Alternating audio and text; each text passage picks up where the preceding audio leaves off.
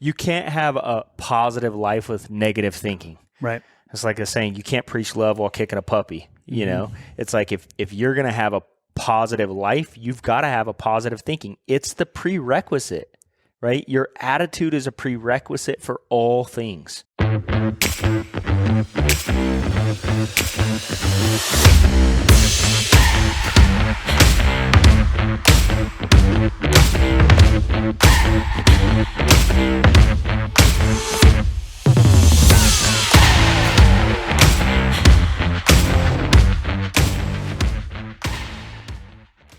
Hey guys, welcome to another episode of Solid. We are on episode 45 here. Can't believe it's already been 45 weeks. Time just flies by.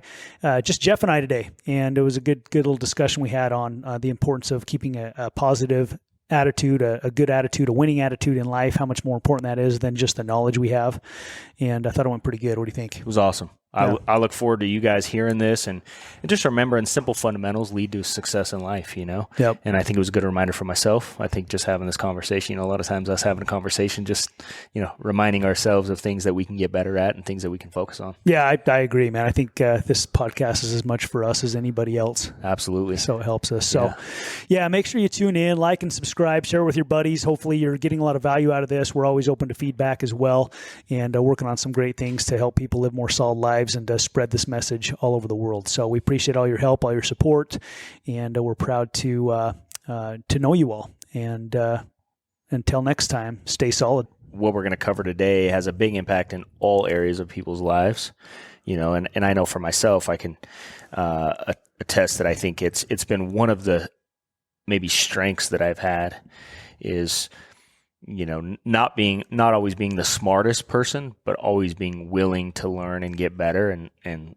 suck in that process, like, hey, you got to suck before you get good. You got to be good before you get great. That's the hard part, because nobody wants to be bad, right? I mean, none of us want to be bad. And when you're bad at something, it's not fun either. Usually you're like, man, I'm not good and I don't enjoy this. Yeah, I think that's true. Yeah, I mean, you really don't have fun in something until you are good at it. Mm-hmm. Yeah, I think that's true. It's like I remember Mark Cuban. One of my favorite blog posts ever was a blog post Mark Cuban did about passion, and it was like why following your passion is the biggest BS or something like that. And it's like the reason why is you only love things you're good at. And if you only follow that, he's like you need to do something that can make a good profit and then get good at that. It's like I used to always talk about it, like I don't like poker, but it's because I'm not good at it. If I played it a lot, and I got good at it and won a lot of money, then I probably would like it more than I do. But I just never put any time into gambling, Mm-hmm. But yeah, I think in this process, I'm reading a book right now called Think Like a Winner. A phenomenal book. It's an older book. It is. It was written, I read it probably, I want to say like at least 15 years ago, probably, for the first time. I need to reread it. It's been a long time. Yeah, my guess is it was written in the 80s. Maybe I'll search for it right now. I wouldn't doubt it. I'm pretty sure, because even on my mission, we had some sayings that come out of that book that we would... 93. 93, and that was a new edition, so I don't know if that was the original one, but yeah, it looks like, so... Think Like a Winner by Walter Doyle Staples, right? Yes. He's the author of that one. Yep. And so good. And, I just, as I've been reading this, it's cool because I've actually read this book before as well, and I'm doing 75 hard again. And I don't know why I put myself through this all the time. I just live it. I just do it. And I'm just kidding. I'm not, yeah, anyway. It's the 2-a-days, not taking a rest day, just that you have to have a massive amount of discipline, to do it. So I think it helps me. I haven't been posting, I posted once about it on social media, but today's day 18. Cool. But anyway, so as I read a lot more during 75 hard. It's weird. I usually, read a book a week anyway, but during 75 hard, I'm reading a lot more. And I think it's just because of that discipline. Once in a while I'll forget to read or it'll be late and I'll just go to bed instead of 75 hard. I can't, I made a commitment and I'm going to fulfill it. Yeah. But anyway, one of the things I wanted to talk about today that I brought up to you is this thing. And I posted this on social media, but it's powerful because I can relate to it. And I'm sure a lot of people can relate to this as well. And it says executive recruiters at Harvard University found in a study that 85% of everything a person accomplishes after university in the way of wealth, position, and status was the result of attitude, and only 15% was the result of aptitude and abilities. Similar research has found that there is no correlation between lifetime earnings and academic achievement. Attitude accounts for a person's performance and progress at least 85% of the time. And I think this is powerful, because, I'm homeschooling my kids right now. And I was telling you before we started recording that I was talking to my son about this yesterday, that how much we learn is irrelevant when it comes to success, right? Like, you don't need to memorize all these facts and all this stuff. I mean, the fact is we've got AI today, we've got Google. When I was in, I'm 37, but when Google went public, I think in 03 or 04. I graduated in 03. So we couldn't Google something when I was in high school like we can today. If you don't know a fact, you can Google it. When I was in high school, you had to go get an encyclopedia or something, right? Yep. And so the world is massively different when it comes to information. And we have all this information at the hands of our fingertips. And so you ask yourself, so when we go to school, do our grades really matter when it comes to success? And so my son's 8, so I'm having this conversation with him because he was having a hard day in school. It happens sometimes. And he's having a hard day because he's at a place in school where they're starting to challenge him mentally.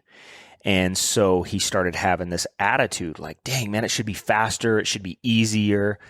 And I started having this conversation with him about the important thing is not about what we're learning right now. It's not about you being perfect and learning all this stuff, because he's kind of scared to make a mistake. He doesn't want to make a mistake. He's kind of got that personality where he wants to be good, and that's awesome. I want him to achieve. But I was telling him the most important thing, the thing I'm proud of, is the effort you put in, even if you make a mistake. Yeah.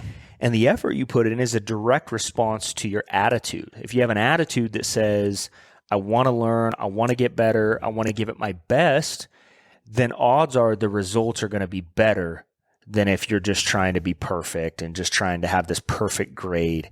And not just now, but long-term in life too. So, I was talking to him about this because I'm more worried about his personality trait long-term and his character trait of giving it effort. So I started having this conversation with him about, hey, it's not about your grades. Your grades, I really don't care about your grades.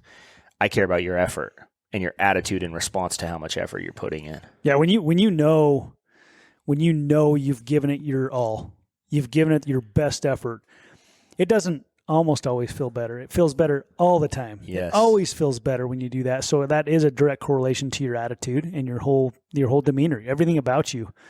And we all know how that is, because we all know deep inside if we're giving it a good effort or our best effort or not very good effort. And if you ever have a day where you didn't give it all you got, like for me, if I have a day like that, I'm not as happy at night, and I'm definitely not as fulfilled, and I'm probably even a little bit grumpy, But when I know I've given it my all, maybe I had my head down all day working, and then when the day's over, I look back and I go, man, that was a tough day, and man, I feel good. And I have more energy. It's interesting how that works. Almost the harder you work, the more energized you become when you're giving effort in the right things, right? And you're not forcing stuff, but you're giving effort into something that I guess you have that purpose-driven effort each day. Well, right? I'm glad you said that, because that's kind of what I was thinking. It's almost like if you're giving it your all and you're totally focused, and at the end of the day, you've given it everything you've had, regardless of the result.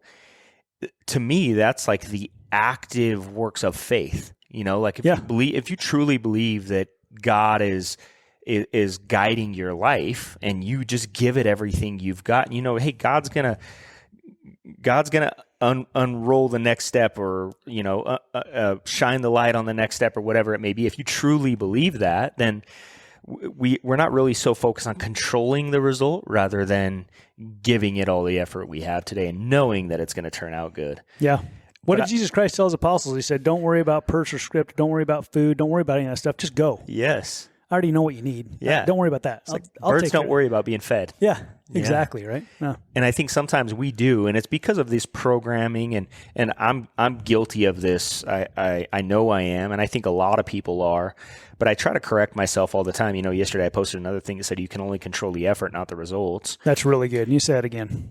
you can only control the effort, not the results. So good, man. Yeah. And I posted that because I was having this conversation with my son, and I just wanted him to know, like, look, you have control over your effort. And I was telling you before this, it was like, in school he had a tough day because he was trying to be perfect, and so I put it aside. We had this conversation, and then he had soccer yesterday, and then he goes and plays soccer, and he probably had one of the best days he's ever had. And I really think it was because of this conversation we had about effort. And he did. He went and gave it everything he had, and he was so excited, man. And to see, and the prerequisite of him doing good in soccer was his attitude that he was going to give it everything he had. He was willing to put in the effort. And prior to that in school, his attitude was, I need to be perfect. I have to get the perfect answers. I can't make a mistake. And that led to a bad attitude and negative results, right? Or not the results he wanted, which is like this vicious cycle I think people get into in life, right? Yeah. And as I read that thing at the beginning, I think a lot of people do that in their life because they'll go to school, they'll, whether they get out of high school and they did really good in high school, they got good grades, and then they'll go to college and they'll get really good grades in college, and then they get out and they make 30, 40, 50 grand a year. And then they're frustrated because they think that because they got good grades in high school, because they got good grades in college, they deserve to make a lot of money. And it's just not the way the world works, right? Yeah, I think it's interesting. I'm just trying to verbalize what I'm thinking right now with that, because it's no wonder why certain students don't do well in school. It's because they're actually probably their brains are very intelligent, but because they get a bad grade or a bad score on a test or something, they're told that they're not smart by the grade, right? Yep. And so then they're demotivated to want to apply themselves in school instead of, hey, look, you're learning, and you made a mistake. Good job for showing up and trying to learn and get better. Yes. And I think that's where sports is so cool. Like you're talking about Rome, there is he's going out and giving that effort. And there's no like fake result in sports, right? Yeah. I mean, you either win or you lose. Yeah. So if you're putting forth that effort and you start winning because of your efforts, that becomes fun, and then you're motivated to do more of it. And if I think like schools could do that same thing, it's like Art Williams used to say. I used to say all the time, how can a high school football coach or a football coach get these kids to get out of school, show up, work their butts off, injured or not, sweat like crazy, and come voluntarily, and they show up early and they stay late, and an English teacher can't even get them to do an assignment. Yep. Right. And I think this is what we're talking about here. Like how do you move people? What motivates us? What gets us to go? Well, it reminds me of one time.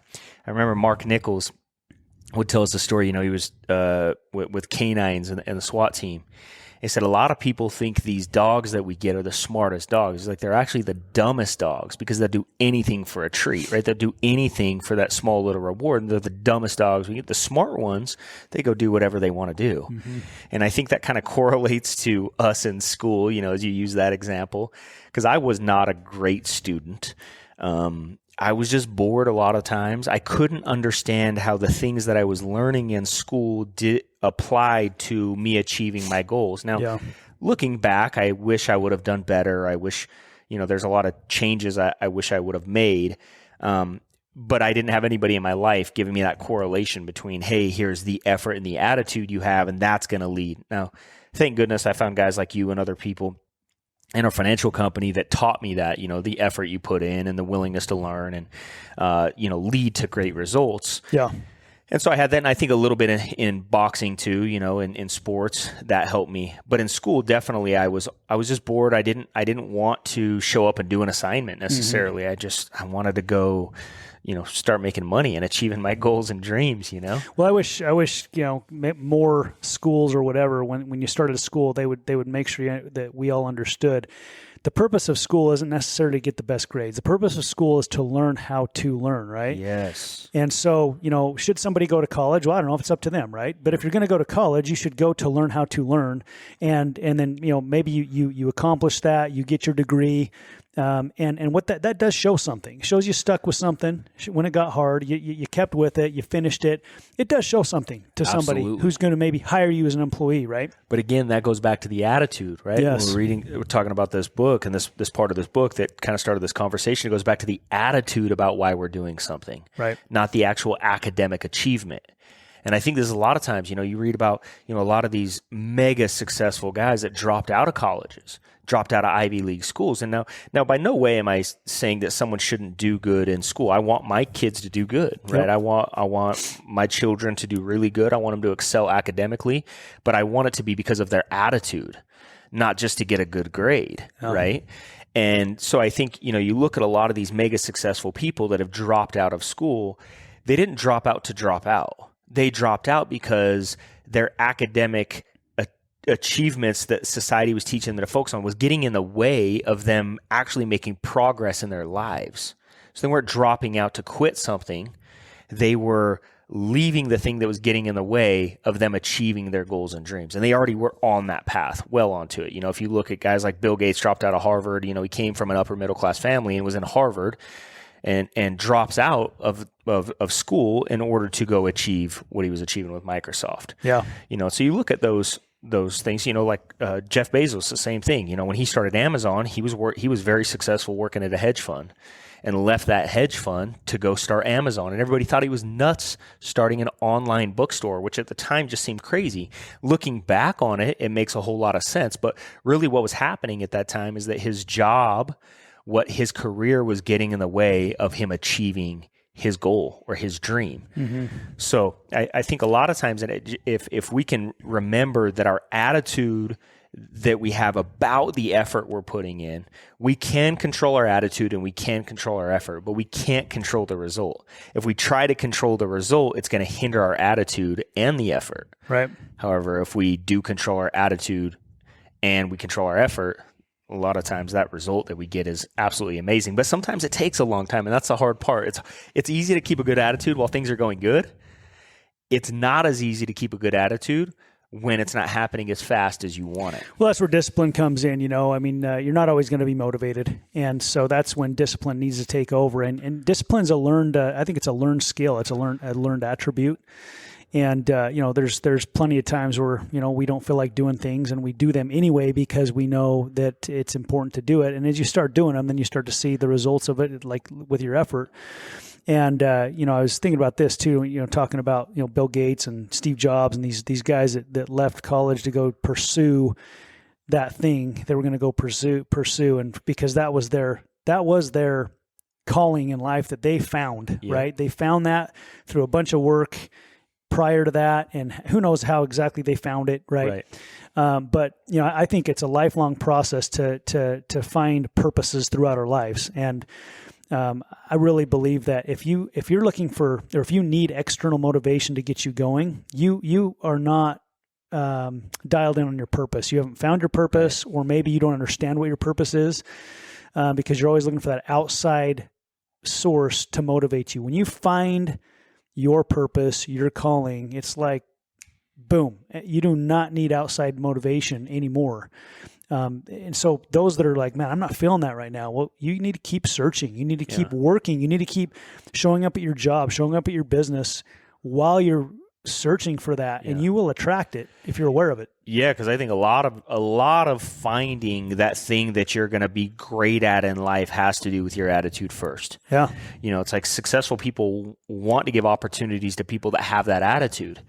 Going back to sports, if you have a great attitude and you show up early to practice, you stay late, you're the hardest working player on the team, these kind of things, naturally the coach is going to want to give that player more opportunities. Why? Because they're there, they're hustling. Mm-hmm. They notice they're the ones running to the next play or running onto the field to go fill their position, or running back, whatever, when it's a timeout or there's a water break, they're running to and from, they're sprinting to and from, they're just giving it that effort.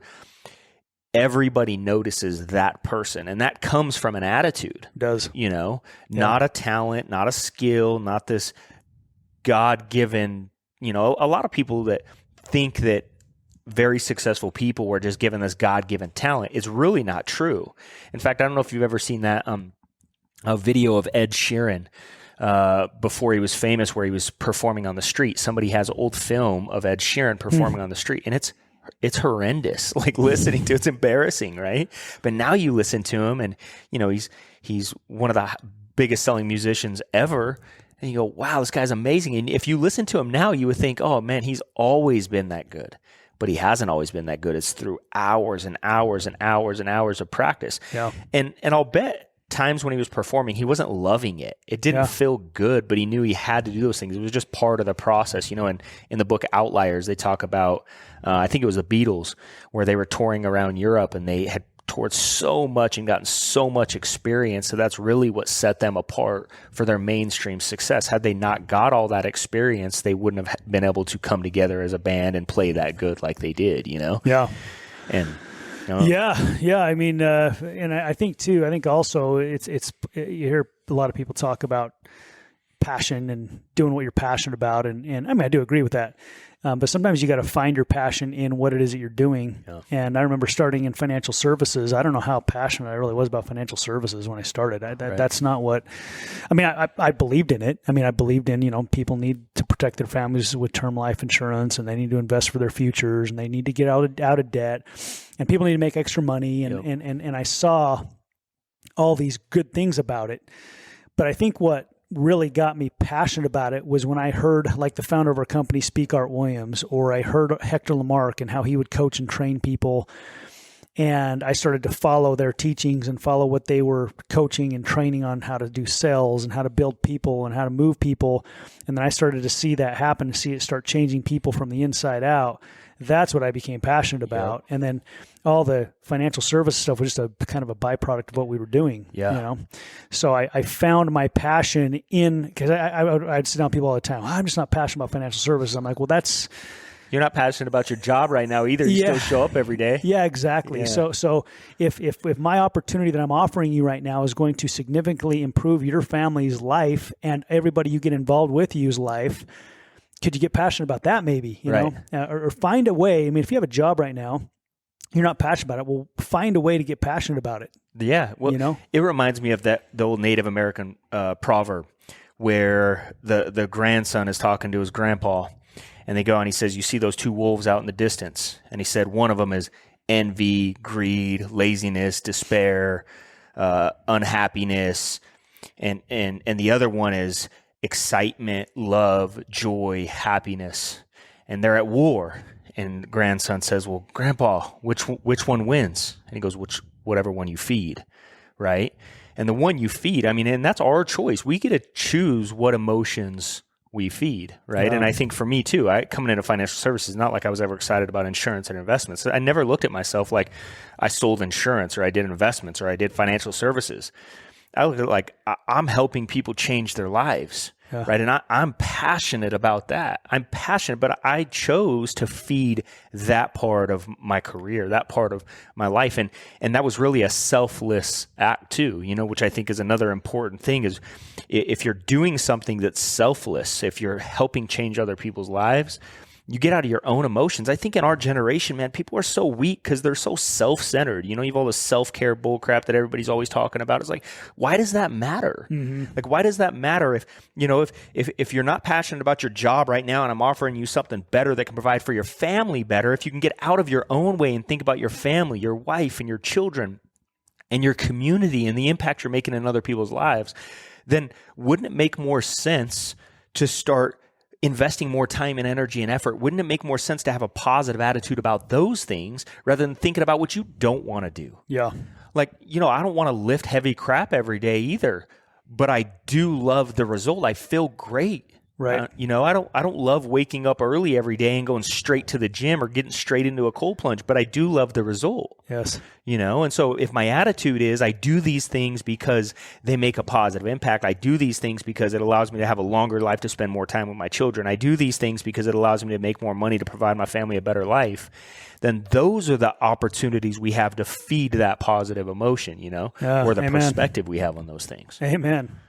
Yeah, really good. And I think the reason behind why we're doing stuff all the time as well, Lexi shared this with me the other day. This is out of book about the New Testament, and just talking about what Jesus actually did every day. And this is if we could just all do this, man, life would be awesome. So, number one, he'd focus on the individual first, right? So whoever he was, working with or healing or whatever. Number two, bring sacred meaning into daily tasks. So I'm changing my baby's diaper. Well, who are you doing it for? Are you doing it for the baby or are you doing it for God? Yes. Do it for God, right?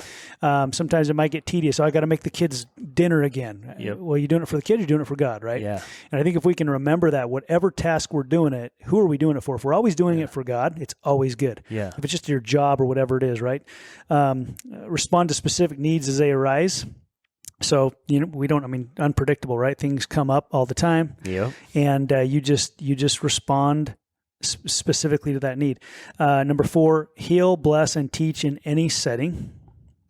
And then 5 is seek to surrender to God's will, which number one, you got to understand God's will first. Yep. And that takes, I think it's a lifelong process to understand his will and then surrender to his will. I got a long way to go on those, but I thought those were good little tips. I think they're awesome. What a great book. What is the name of that book? Do you know? Maybe if you can text Lexi and see if we can get the name of that book. I'd love to read it. Yeah, it reminds me of this. I pulled this up because I've read this so many times in front of large crowds. But it says, you are meant for greatness. You are stronger, smarter, and more resilient than you think.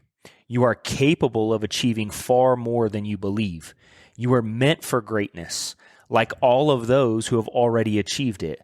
But it takes persistence and determination. It takes facing your fears and doing what is hard and necessary instead of what is quick and easy. It takes skipping the mythical shortcuts and using your imagination as a map and preview of life's coming attractions. I mean, the fact is, God does want us all to have these incredible lives. God wants us to have such great lives that people always go, what is the secret? And it allows you to open up that conversation. But it doesn't mean that it's going to be easy. It's funny because people would come into our business and at the beginning and go, so why are you doing this? Oh, man, because I want to provide a better life for my wife, my kids. I want to get out of my job. I hate my job. And then, 2 months later, when they got to make phone calls, they got to do appointments, maybe they've been tired, maybe they had a long day at work, and you go, hey, man, you missed the meeting.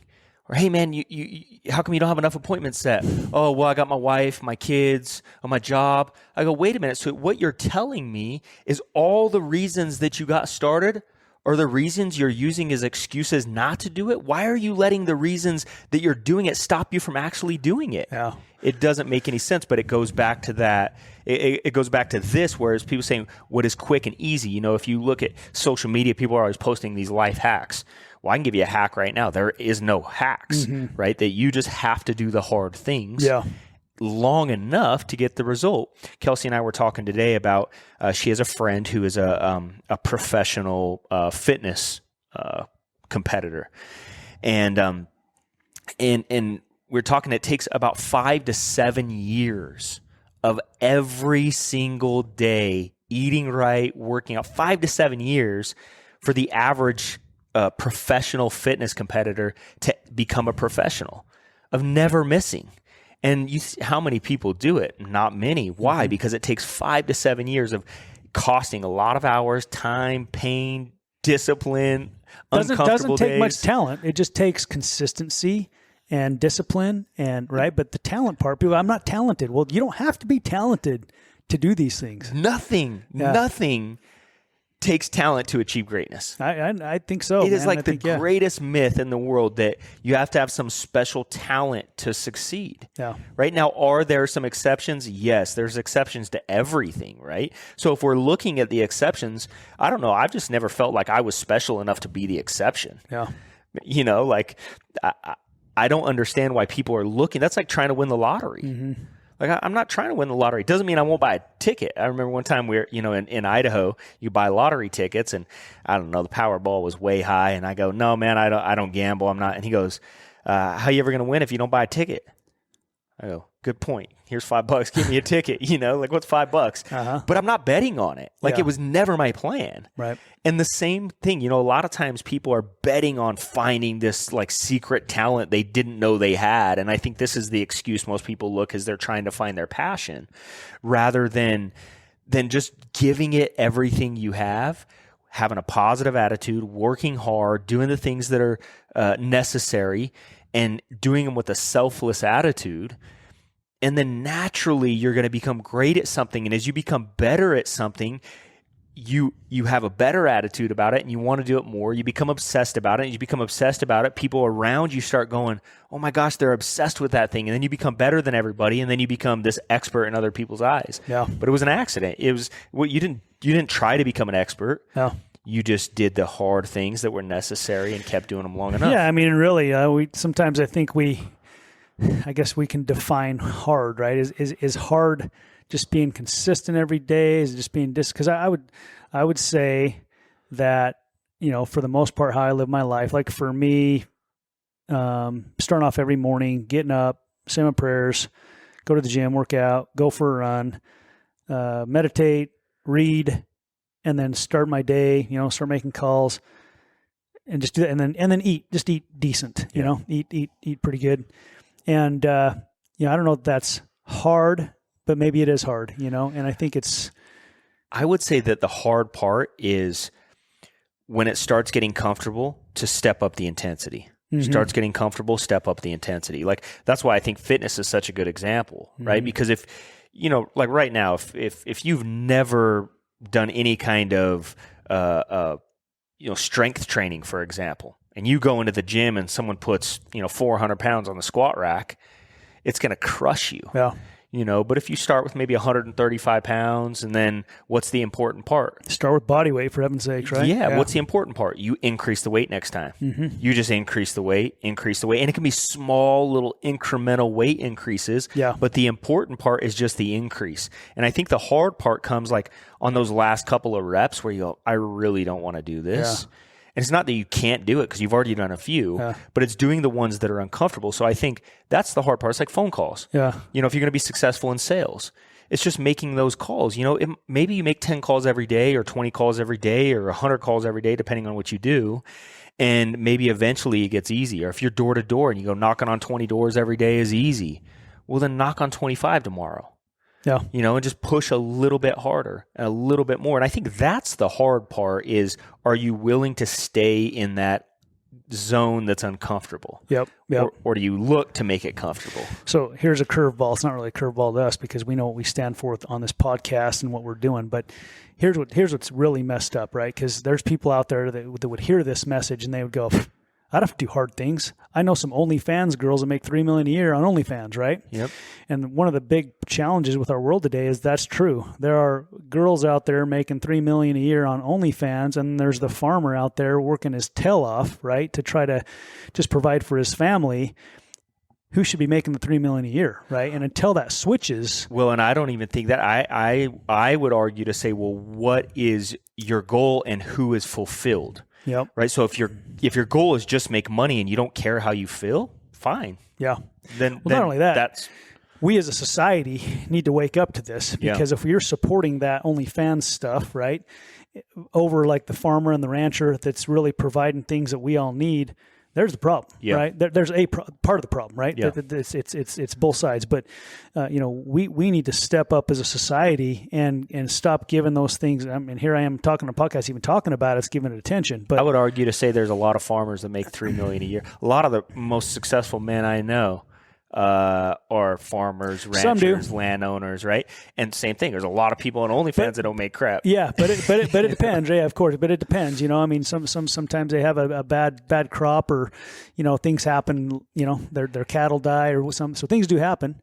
But I think that just comes back to goals. Like, what do you really want? Our podcast is solid, living a solid life, and I would argue to say that the majority of people that are doing that, looking for an easy way to make money, probably aren't fulfilled. And it's pretty obvious. I mean, if you really get down to know those, there's a lot of insecurities, and the reason people do those things, not just women, it's mainly women, because but it's. Do you have an OnlyFans, Jeff? No, just kidding. That's so funny. What is your panhandle or your handle? Handle is that do they does only I don't know. I'm not sure. OnlyFans work on handles? I'm not sure. I have to look it up. That's so funny. But no, I think that there's I mean, and the older I get, when I was younger, I lived on the Strip in Las Vegas. And, had exotic cars and all this kind of stuff. And last week we were shooting our bows with Ty. And he said, hey, at what point does all the stuff not matter anymore? Yeah. And I go, only when you get the stuff and realize that the stuff doesn't make you fulfilled, right? But en route to all that stuff, I learned what made my life fulfilling. So I never discouraged. So I think everybody should go for those things and have an incredible life. And because there are some people that their passion are cars, or some people their passion are planes, or some people their passion are yachts. So there's these different things that, hey, maybe it's not your thing, but maybe there are some people that drives their life to become better and they do feel more fulfilled. But I know for me, the older I get and the more wisdom, I guess, the more people I learn from, the more I realize the stuff that brings fulfillment to our lives are the things that are eternal, the things that, our family and our health and our faith and these things that aren't stuff. And the less I try to showcase the things or the life, and the more I actually go, the important things are here close to me, my friends and my family and my faith, and those things, when you pour into those things, it doesn't mean you're sacrificing making a lot of money. I think you need to make a lot of money in order to do those things. Churches don't build themselves for free. You can pray all you want, but that ain't building a new church. And I think it's important to make a lot of money so you can tithe and you can give more money to the church. I think that's important. I think it's important to make a lot of money so you can send your kids to the best schools, or you can have the freedom to homeschool your kids if you want. How many times, I know, I homeschool my kids. I know you guys do as well. And how many times have you heard people say, oh, well, I don't have the money or time to be able to do that. I've got to go to work every day. Well, what solves that? If that's really what you want, solving that is a pretty simple solution. That's just making some more money, right? And so it doesn't mean that has to be your focus, but your focus can be hard work, intensity on achieving whatever it is that you're great at. And the result from that is a lot of money. And then you can use that money to make your life even better, which is whether it's putting your kids in private schools, living in a great neighborhood, driving safer vehicles, whatever that looks like for you. But yeah, when I think it comes down to it, if it's really living a solid life, the amount of money somebody makes to me is really irrelevant. I used to say this all the time. When they bury you and they pat you in the face with a shovel, they're not shoveling that crap in behind you, right? We don't build pyramids and tombs anymore and store our treasures when we die. It just doesn't happen. Yeah. Right. And so we get one chance to live this life. And at the end of our life, and we look back on it, what do you want to be known as? One of the things I always constantly do if someone asks me for coaching or whatever, the place I start is I suggest them to write their own obituary. It's like, hey, when it's all said and done and it's your last day, what do you want your life? How do you want to be remembered? What do you want to be known for? If you were going to write a book about your life, what do you want it to say? And then you can reverse engineer from there. It's pretty easy. Yeah, that's a great tip. Same, like diet. If you want to weigh a certain amount, it's pretty easy. You want to weigh 200 pounds, eat 200 grams of protein every day and backfill the rest. Yeah. It's a pretty simple thing. Yeah. It doesn't take that much effort, but because we have all this, in the modern world today, social media and all this information coming into us, we're trying to take it all. And sometimes it just gets cluttered in our lives. And then we forget what are the things that are actually important. So I don't, if someone's making $3 million a year, if someone's trying to make that comparison to me, like for OnlyFans and a rancher, what is the point you're trying to make? I don't think that's like saying, people used to say in business all the time, we're in the finance business, say, listen, we're in the business of money. So we're going to talk a lot about money tonight. But that doesn't mean that I think money is everything. If we were in the car business, what would we talk about? Yeah. Cars. Yeah. Well, I mean, the point of that has nothing to do with the money. I get your point. I get your point. What are we promoting as a society? Exactly. And that's what I'm trying to say is that for most people, stop putting any value on that. Like, why does it matter if you're listening to this and you're on social media and someone's, posting their cars and their houses and you're placing value on those things that are important to you? All it's doing is lowering your self-esteem rather than you saying, okay, what should I really be placing value on? And those are the things that are solid fundamentals in life. Where your heart is where your treasure is, right? Where your treasures are, where your heart is, right? So, so that's really what it, and all of us as a society, we if we want God to bless us, we've got to be living by his laws, right? Yeah. The Lord is bound when we do what he says. Yeah. And if we do not what he says, then we have no promise. That's one of my favorite scriptures. And just as you were talking about the obituary thing, something that stood out to me, I had a question asked to me yesterday. And the question was, because I was talking about going from knowing to doing to being, right? Yeah. And, he said, well, how do you become? How do you get into that being state was his question. And I think maybe a good place to start would be to write your own obituary. Yeah. Because that gives you the guideline of what you want to be in your life and who you want to be. And you think about like a lion. Nobody has to convince a lion that he's a lion. He's just a lion. Yep. And so whatever that obituary says about you, if that's what you are and that's what you are becoming, then all of the knowing and the doing part of it is a byproduct of you just being. That's kind of that next level, Yep. And I'm a big doer. Just go down, Art Williams. Just go do it. Yep. Do it and do it and do it, and that's wonderful. But the reason why Art was so good at doing it is because he is Art Williams. He is. You don't have to question. He is. There's something inside of him.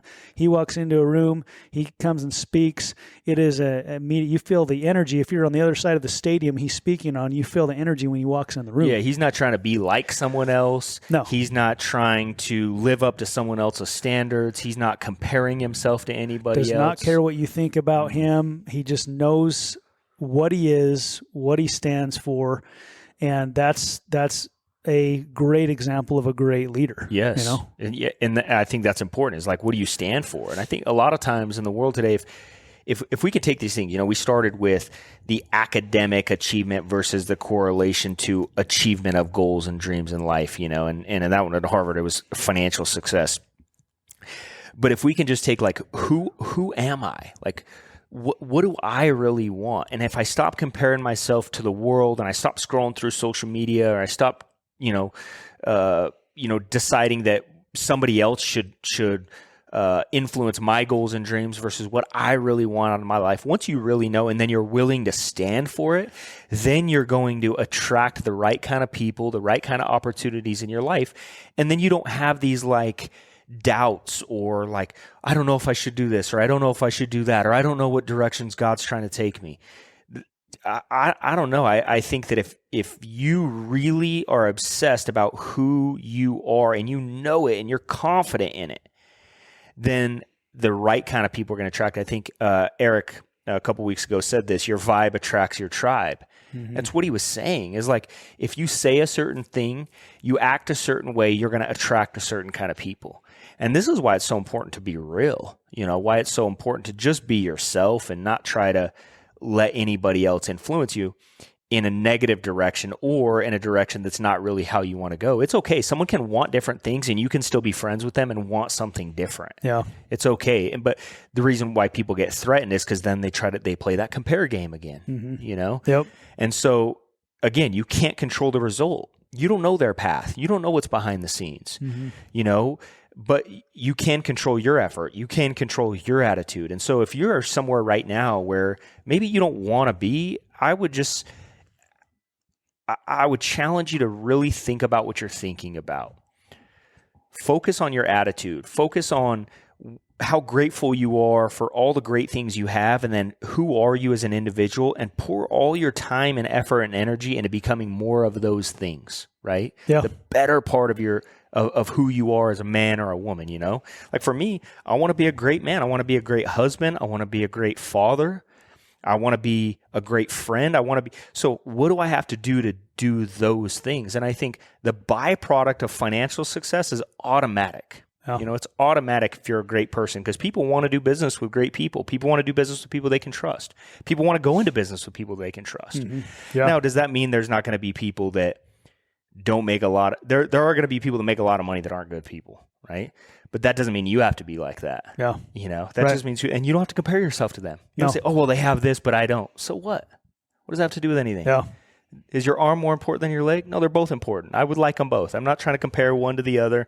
I want them both. I was going to say, people in our business all the time say, yeah, money isn't as important as love. What are you trying, what are you trying to do? Are you trying to belittle the importance of money in our society today? Like, what's your goal? Mm-hmm. And I would just ask people that, and I would see them look on their face like, yeah, well, what am I trying to do?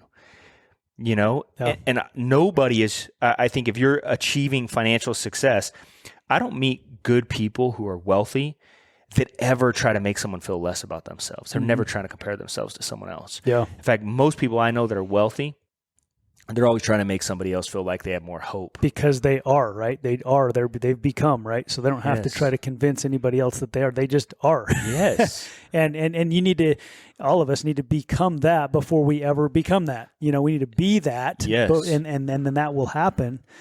And, you know, I think, you know, just talking about attitude here, you know, someone goes, I have a tough time having a positive attitude. And I would ask the question, okay, what is your attitude when it comes to doing anything in life? Let's say worst terrible scenario would be, let's say you have cancer and you have chemotherapy or whatever treatments you decide you're going to do to help cure that cancer, right? Maybe you're going to take which I would, you know, think, I don't know, I'm not a doctor, but I would want to take a natural route if it were me, probably, right? So I got to get on this strict diet, and I've got to do this and I've got to do that. Instead of I've got to do it, I get to do it, you know, or I've got to go to the doctor. No, you get to go to the doctor. Mm-hmm. There's a doctor here. You live in the United States of America, for heaven's sakes. You know, you have a roof over your head, a car to drive, probably, food in your belly. You know, chances are, for the United States of America, you're living a pretty dang good life, and you get to go do things. So anytime you have something come up, they go, man, I have to go do this. How about switching? I get to go do that. I get to go to work today. I get to go make some phone calls. I get to go deal with these.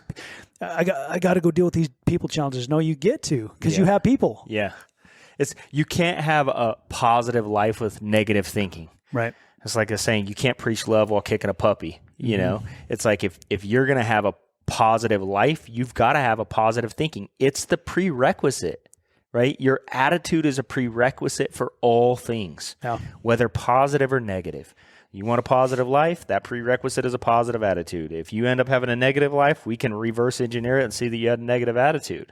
It's just the way it goes. Yeah, I'd say 90% of our lives are a result of our attitude, and 10% is how we react to outside circumstances. Absolutely. I would say it's 90%. I mean, it's like Wayne Dyer said, if you change the way you look at things, the things you look at change. You know, it's if you and I go watch a football game, we're going to have two dramatically different explanations based on our perception. It's the same game. Exact same thing happened. And if people put us in separate rooms and ask us what happened in the game, we're going to have different explanations. And that's because of our past experiences, our attitude, the way we saw, what we saw, all of those things. Well, good example is that the Super Bowl this year, right? The very last play or whatever, the one that led to the final touchdown, and the guy could have been called for pass interference, right? Well, should he have, or maybe shouldn't he have? And you can get both sides of that. Or how about the team that lost to step up, go, look, we should have played harder. If we would have played harder the whole game, if we'd have been up, then, I mean, that's a champion. Yeah, absolutely. Yeah, and that's why they're in the NFL. That's why they made it to the Super Bowl. Win or lose, that's why they were there. Absolutely. And that's what champions do, right? I think that's such a good example, dude.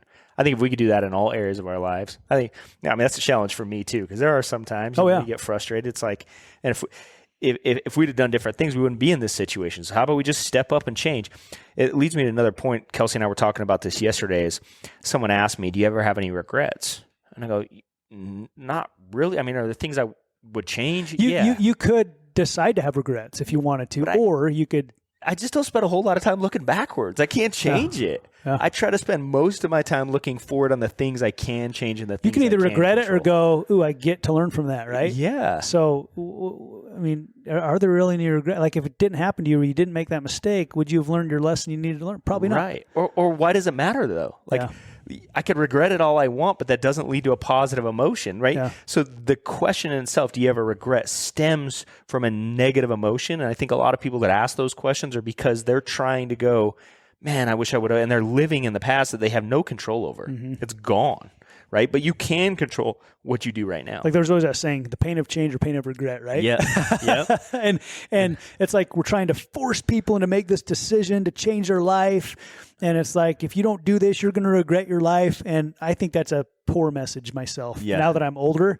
What a stupid thing. What a manipulative way to move people. The way I look at that is most people do live in regret. Yeah. And I think you've got to move people out of regret. And I used to say it all the time, the pain of change weighs ounces compared to the pain of regret weighing tons. And it's because of the negative emotion. It's perspective of your, Yeah, if you have a negative emotion, you're looking back on your life and going, man, what if I would have done this? What if I would have changed that? What if so-and-so would have done this different? And you're living in all these what ifs that you can't change, you can't control. You're just living in all this negative emotion versus if you're saying, you know what, I'm willing to change. I'm willing to get better. I'm willing to put in more effort. I'm willing to put in the effort. Yeah.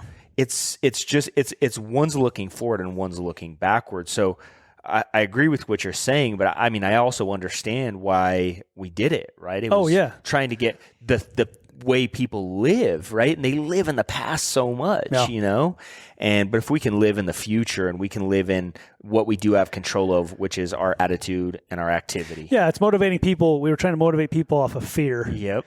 Which you can do. Yep. But you're a lot better off if you could motivate off of hope and opportunity and love moving forward. Hey, you have your past, you learn. I mean, I go back, man, I wish I would have taken a bigger risk here. Well, I'm going to learn from that. Next time I have an opportunity to make a smart, risky move, I'm going to go. What's the saying? Favors the bold. Fortune favors the bold. I'm going to be more bold next time. I have an opportunity like that. And maybe it'll work out, maybe it won't. And then I'll learn from that one. Yep. But if you don't, and that's again, if you don't have a positive attitude and an expectation, it's like the other day we were talking about an investment. And timing of it, it'll work out good for you. And I've always said, like, everything I touch turns to gold. Yeah. It always works, And does it always?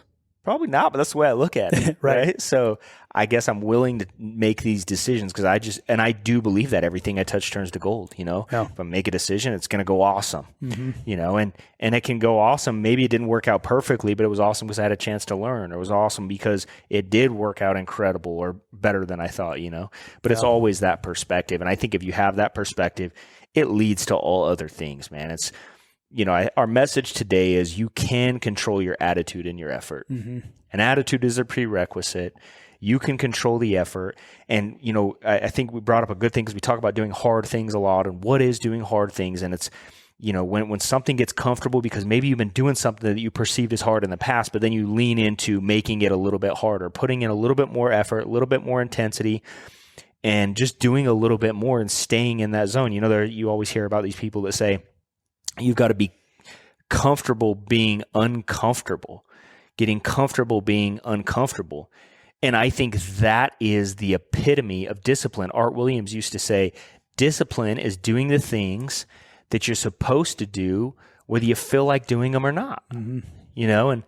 And I think that comes from an attitude that says, this is who I am. Yeah. Right. And it's going to turn out good because I can control how much effort I put in. And it's like if we reverse engineer, we were talking about this the other day, if we try to reverse engineer our businesses, it never would have happened. Like there's no business plan. You couldn't have created a plan that would have explained how we did what we did. Right. We can go backwards and say, but even that's hard to do. Yeah. Yeah. Well, I mean, you're just as we're wrapping up here, I think a lot of life, sometimes we maybe are trying to force it versus let it flow. And when I was on this elk hunt this last year, I was hunting with some guys, and there was an old